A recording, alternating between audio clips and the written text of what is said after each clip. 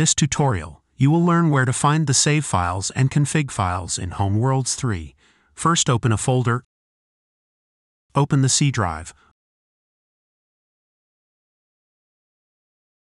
Open Users. Open your username folder. Click on View. Select Show, then click on Hidden Items.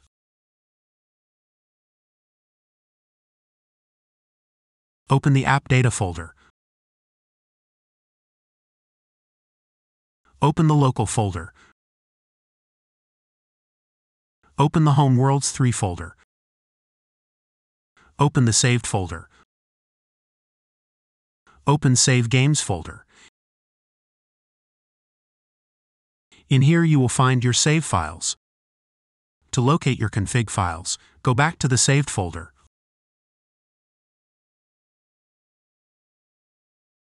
Open the Config folder. Open the Windows No Editor folder.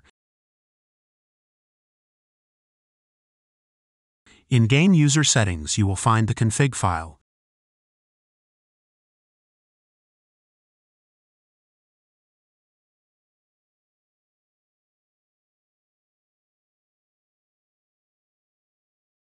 If this tutorial helped you, don't forget to like and subscribe.